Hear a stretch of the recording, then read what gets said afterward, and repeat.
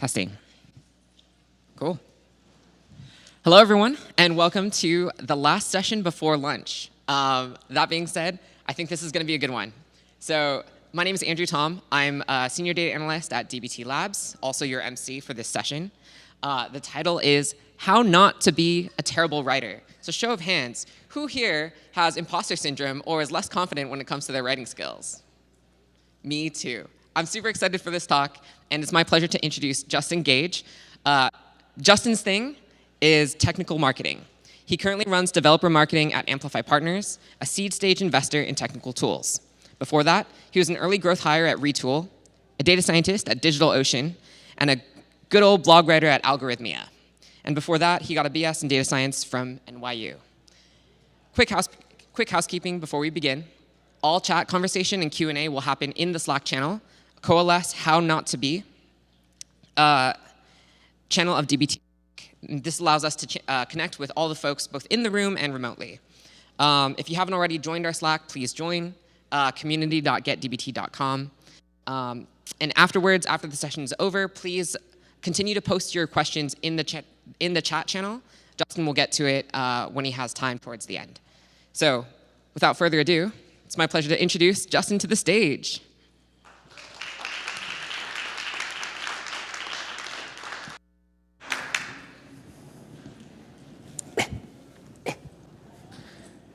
Mic check. All right. How's everyone doing? Love New Orleans, love the people of New Orleans. What's the deal with DAGs? No, just kidding. Today we're going to talk about how to not be terrible at writing. But first, is a space bar for slides or this? Oh, fabulous. Why you should listen to me, why I'm talking about this. I'm a data scientist. Not a very good one, but I'm a data scientist, and I've kind of done like DS and growth at different startups, usually for a technical audience. So I'm like half in the technical arena and half a writer. I write a newsletter called Technically, which hopefully maybe one person has heard of. And it explains software engineering and data science to people who are not software engineers and not data scientists. But my day job, I work at Amplify, which is a seed stage venture capital fund. But what I do is, I'm not an investor. I full-time help companies with writing. And Amplify pretty much only invests in technical companies. So I'm mostly working with engineers, data scientists, researchers, other technical things. So that's my thing, technical writing and helping technical people write. And that is why I'm giving this talk today. Writing is very important. I don't think anyone would disagree with this statement, but I don't know if people fully appreciate how important writing is. I look at myself coming out of college down bad, and if I figured anything out, and I don't know if I have, but if I figured anything out, I think it's really from committing to writing and making that my thing. And I think the same holds true for a lot of people out there. If there are any writers in the audience, writing's good. It helps. A little more detail on why I think writing is important for data people. As a data person, you're only as good as the decisions that get made off of the data you analyze. I look back at my time at DigitalOcean, and so much stuff that I did, good analysis, that just never led to anything because I made shitty slide decks and I did not communicate well with my stakeholders. So getting better at writing will help you do that. But communicating with your stakeholders is not the only reason to be good at writing or creating content. It also helps you build your brand, your personal brand outside of the home of your employer, but also your team's brand internally. And you want your data team to be respected internally. It helps you recruit great teammates. If you write blog posts about interesting tools you've built or open source stuff. And then also, as we work towards the holy grail of self-serve analytics, documentation. Very important.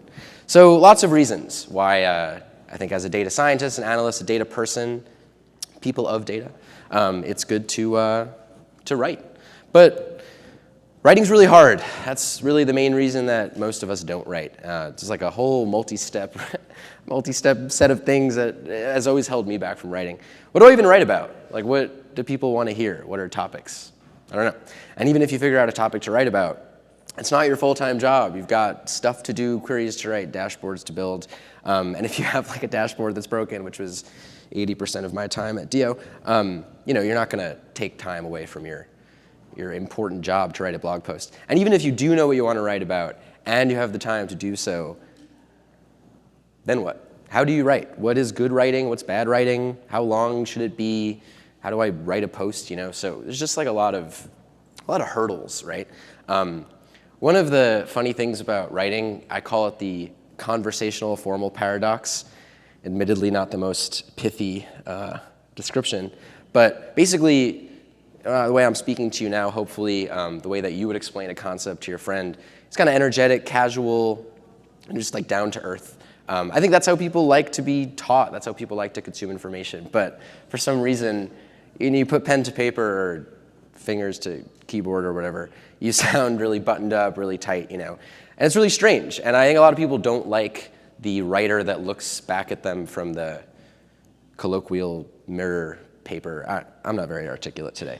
But I think that's the main reason people don't write. I think that if you were really able to just directly get your thoughts from your brain onto the paper, it would be great, but you can't. And the thing is that writing should be fun. Writing should be natural. It should sort of feel like, when you're writing code and you get into a flow. That's what writing should feel like. But when I look back at, my first few months writing Python in college, it was not easy. It was not breezy. I had to check the docs every 5 seconds because I didn't understand syntax and logic and stuff. But you put time in, and then all of a sudden it becomes something that you can lose yourself in. And I think writing's the same thing.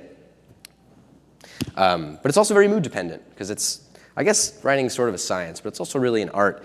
And if you're not feeling, rightus. Anyway, if you're not feeling good, forcing it's probably not going to help. But at the same time, if you only wait for the ideal moment where you're just always feeling it, you're not going to get words out onto paper.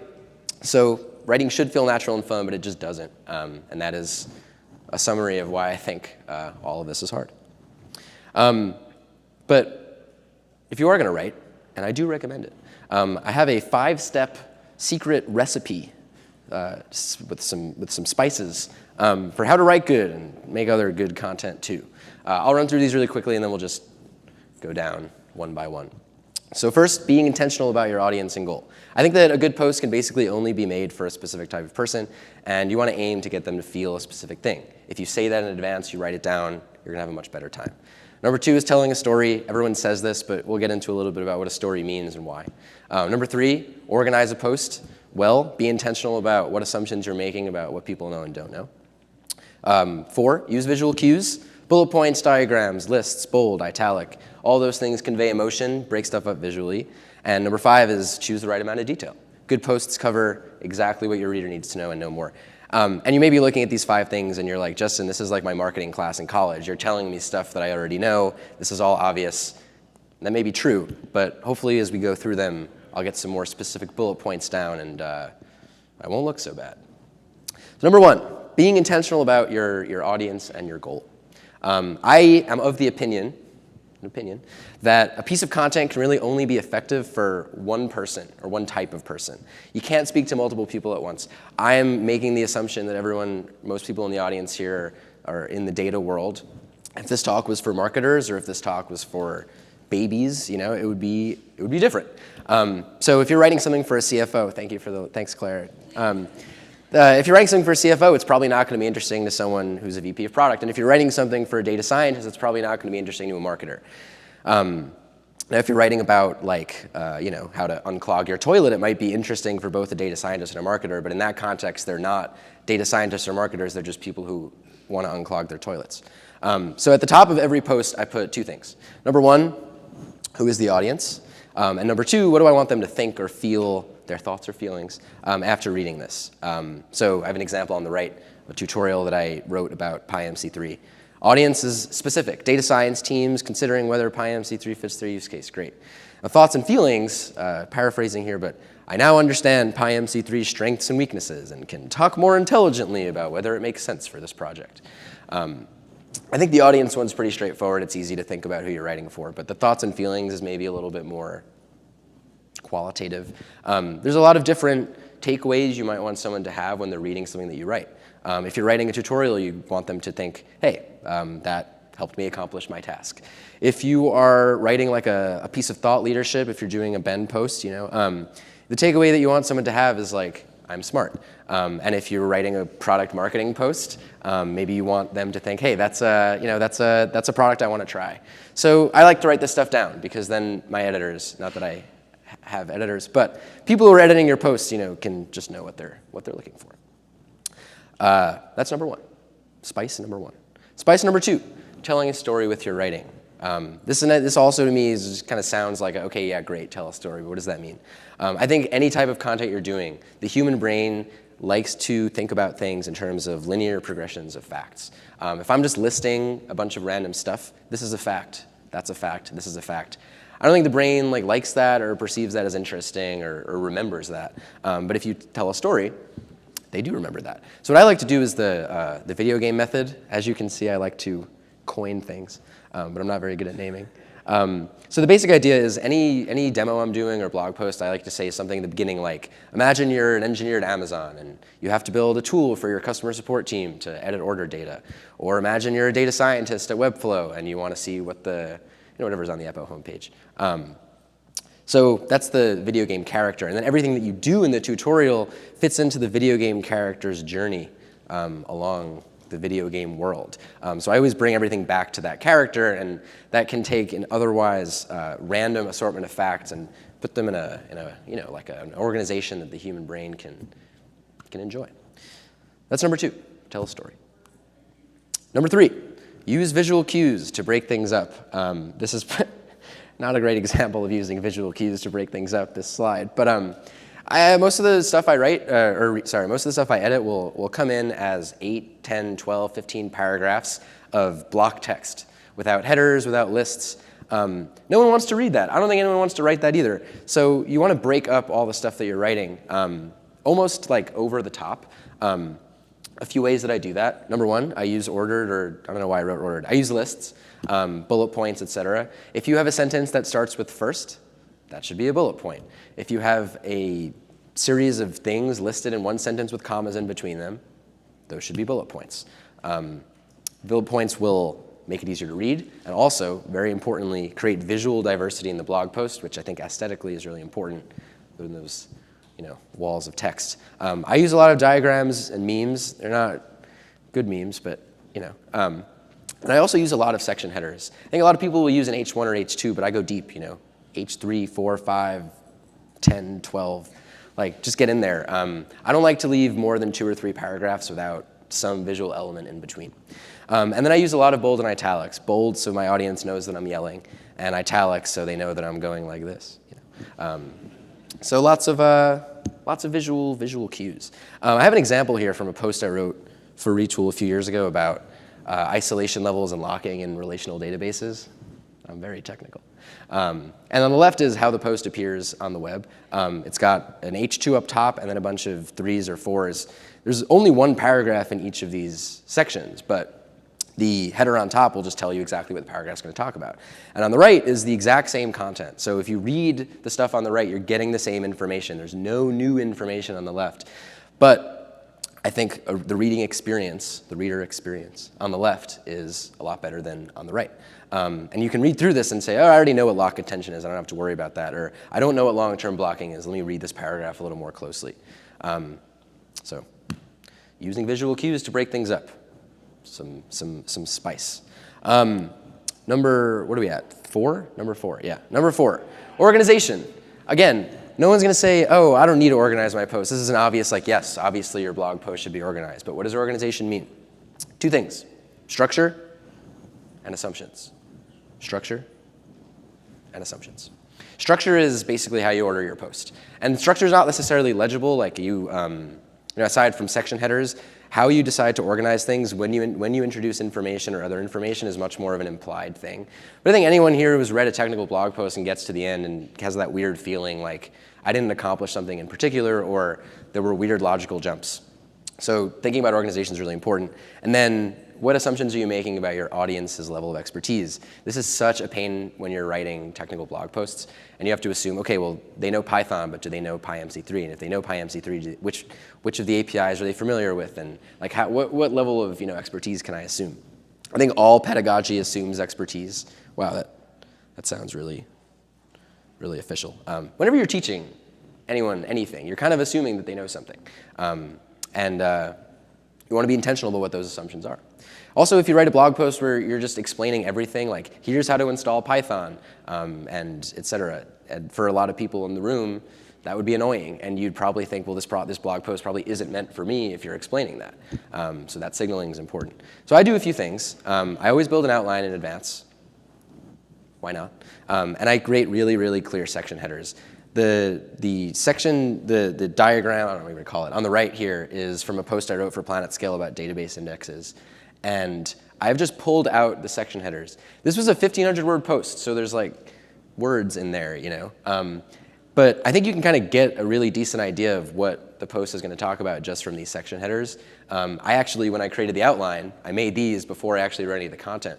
So that way, if you are having writer's block that day or you don't know how to think of some catchy intro, this is a great way of getting around that. So organization, structure, assumptions. Number 4, spice of life. And finally, number 5, the details. This is probably the hardest thing of all of the suggestions I have here. I think fundamentally your readers are trusting you to basically give them everything they need to accomplish their goal, but nothing more and nothing less. And I have the same meme on the bottom here, because giving someone not enough detail in your post or giving someone too much detail are functionally equivalent. They both suck, and they're both things we should try and avoid. So be intentional about the level of detail you go into. I think if there's one thing to point to about the technically doing somewhat okay, it's because I choose the right level of detail and I'm explaining what a data warehouse is or what a data lake is. It's not too in-depth so as to make the hedge fund managers reading the post find it, you know, boring. But it's also not too basic so that they don't feel like they're learning anything. There's no silver bullet here. There's no secret. If there was a secret, I wouldn't give it to you. And this also doesn't mean that you shouldn't include interesting technical asides. I think that's a really good way to signal that you know what you're talking about. But just don't flood your paragraphs with it. You know, put it in a footnote. Use parentheses. I use way too many parentheses. So right level of detail. I have an example here from a post I wrote, like also for Retool a while back, about using the Mongo Node SDK. And if you're writing a blog post about how to do something with a database, you're going to have a section about creating a database user. It's just, you got to do it. But the reader is not there to create a database user. The reader is there to do CRUD with the SDK. So, I mean, and many of them will probably already have a database user created. So I gave the minimum amount of possible detail just to note, you need to do this. Here are the docs. It should be straightforward, et cetera. But on the right, I have a version of this paragraph that goes a lot more into depth about creating a user in Mongo and how it works with LDAP groups and all different types of users. Interesting information, relevant information, well written, if I may say so myself, but not relevant here because that's not what the user is here for. So a lot of times when I'm editing a post, I'll leave a comment along the lines of true but irrelevant. I probably could be nicer, but right amount of detail. So those are the 5 things that I think make decent writing.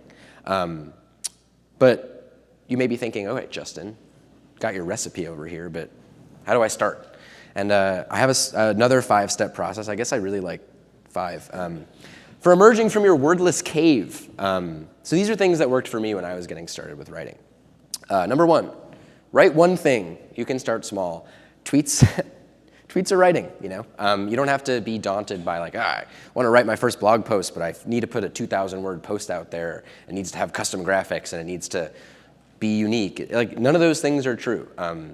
As I will mention in the next slide, you got to get into writing. The only way to get better at writing is to write more. And so if you want to start small, if you want to just do a paragraph or a note or an email, like just getting into the flow of things is very important. The second thing is finding a topic that you care about. This is so underrated. When you look at all the most popular, the best blog posts out there, they're usually written by someone who's spent a lot of time on the thing that they're writing about. And if I'm like a mercenary, as I often am, writing about like using the Mongo Node SDK to do CRUD, I think it can show through that that's not a topic that I'm very passionate about. No offense if there are any Mongo people here. But find something you care about, because that'll that will shine through. It'll make it easier for you to write about. And if you think that topic is too niche, it's probably not. I've written some truly niche stuff, and then all of a sudden you find out that there's other niche people. So find something you care about. This is the only like really practical good alpha I got here. I open up a Google Doc, give it a name, so then the name of the Google Doc shows up in the tab in Chrome, and that creates tab guilt. I don't know if anyone's familiar with tab guilt. This is another thing I'm coining. So mark this down. If you have a tab open, you sort of feel like there's like a telos, like you gotta do something with the tab. And if you ever close out the tab, you feel guilty because you haven't done anything with what's in the tab. So just a blank Google Doc with the title of what I need to write, but that sort of works sometimes. So this is free, feel free to take it. Number 4, write an outline. I've mentioned this several times already, but I'm telling you it's so important because when you don't have that like writing muscle in the day, you're just not feeling it. Everyone will try and start to write their post with the introduction. But the introduction is actually the hardest part of the post to write. So make an outline. That'll at least tell you what you need to get down. And then maybe you put a paragraph in section A or a paragraph in section C. And then eventually the intro will come to you. And then 5, you gotta live in the moment. When the inspiration hits, you gotta get in there. I think writing, again, is like really not necessarily a science. There's a lot of art involved. And so when the inspiration hits, you got to do it, Cancel that meeting. Don't do that. But, just put the time in. Make a block on your calendar. Just follow it. And my final advice for all of you emerging writers is you got to write. That's, I wanted to say for fuck's sake, but I didn't know if that was, if we were allowed to have that on the slide. You got to write. I did an interview with Substack a few weeks ago where they were like, Justin, tell us the secret to your technically success. And again, if I had a secret, I wouldn't share it with you, then it wouldn't be a secret. But what I did tell them, and the post got some comments to this effect, was I've been writing technically for 3 years, every 2 weeks. That's 100 or some, so I can't do math, that's why I'm not a good data scientist. It's a lot of posts. And I'm basically writing about the same shit every 2 weeks for years and years and years. And when you look at the successful Substacks out there, not that mine is successful, but if you look at the successful Substack, that's kind of what it is. It's like just the audacity or the ability to just sit down and write about the same thing over and over and over again. And the more you do it, sometimes it'll be ugly, sometimes the posts will suck, sometimes no one will read them. A lot of times no one will read them. But you get better at it, and you'll look back at what it took you to write a post a few years ago versus what it takes you now. And it's just like what it was like writing Python 3 years ago versus now, or writing SQL. It's hard to see our progression at a bird's eye view, but so write. And that's it. That's all I got for you.